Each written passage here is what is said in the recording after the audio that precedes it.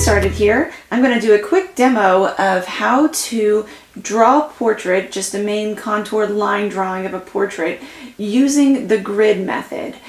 Now, I've got my drawing paper here that has actually already been marked on all of the sides. And I also have a photograph here. This one happens to be of my husband. And I've got it, I just kind of took it off his Facebook and I went ahead and digitally added this grid onto it. It's a 6x6 grid. Now, some people may work from a computer screen, but for this example, I just thought it'd be easier in the demo to print this out. And I've also got just a regular number 2 pencil. Now, this method is effective for beginner drawers, people that are starting out. I would say the grid is not the best method to continue on, because it's not like as you're sketching things, you'll just be able to have a grid everywhere you go. But I found it to be an effective method for people beginning, because it allows them to look at angles, shapes, things that they see in everyday life, and to look at them in a more objective way, where they're kind of looking and breaking them down based on their angles and not just what they think in their heads. I would say that this method is also effective for advanced artists who might be trying to blow something up really large. And so it's a very quick way of grabbing the right scale and placement on a particular project. Okay, so I'm going to start out, and I want to make the grid onto this drawing paper. Now, I do already have the sides marked. I'm going to connect the 2 marks on all of the sides, and for that I need a straight edge. Now, for this example, I'm just actually going to use the edge of a book, because a lot of times people may not have rulers on hand, and so I just thought I would do this example using the straight edge of a book. So I'm lining up the edges, and then I'm going to connect the 2 lines. Now, so I'm going to go ahead and do that, and I will say that as I'm doing this, I will mention that whenever you go to do this, it's really important that you try to make your lines as light as possible. So make them obviously visible, but as lightly as you can. And I would recommend doing that so that way later when you're erasing them, you won't be able to see it afterwards, even after you erase it, and it'll just make it a lot easier.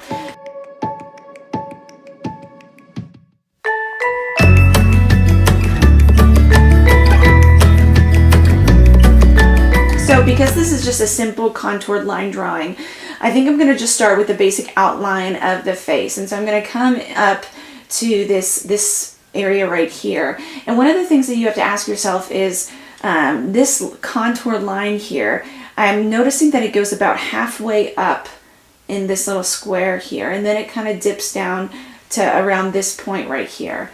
So I'm paying attention to that, and I'm just kind of marking my edges.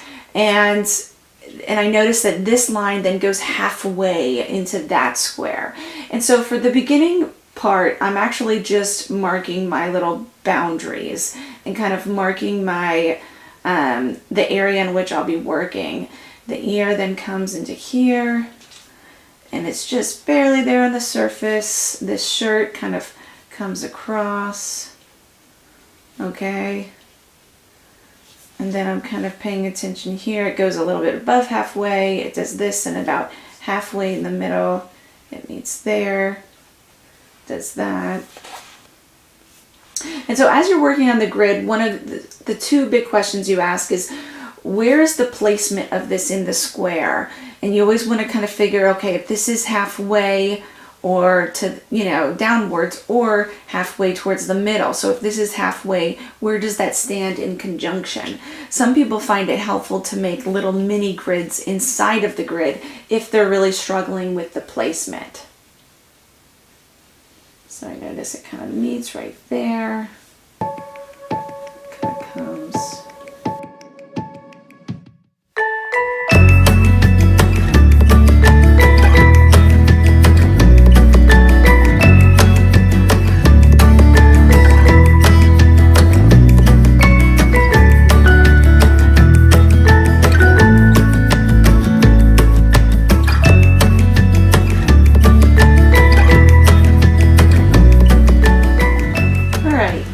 now that I've got just a basic outline and placement of the outside and the contour lines of the figure, now I'm going to go in and do probably the most crucial part, and that is the facial expressions and the eyes and the nose and the mouth. A lot of times people will start with the eyes, but then if the rest of the head and the structure is not placed in the right spot, they'll have to go back and erase the eyes and everything like that. So I would recommend maybe setting everything up in the correct place.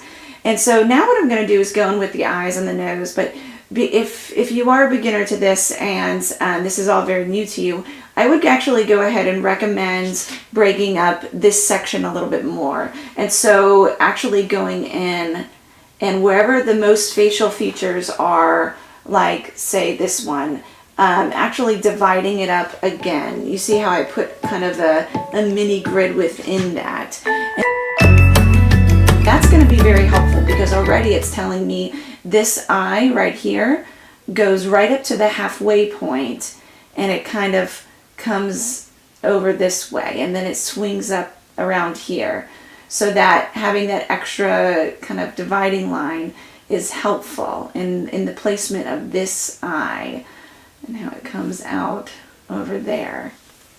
Now, one thing with eyes is that they're kind of, you want them to go on kind of straight. And so I'm going to pretend there's like an invisible line connecting to the other line, so that way I can keep it at the same angle. And so I notice that this other eye, as far as this box goes, it goes about halfway over here. So if I'm going to put my halfway line over here, the eye ends around right there.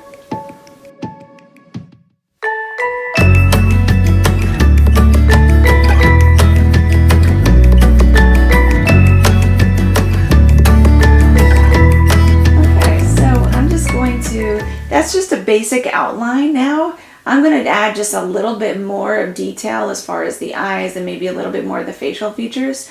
But that right there is enough as far as just your basic contour outline, just the exercise of laying down the points.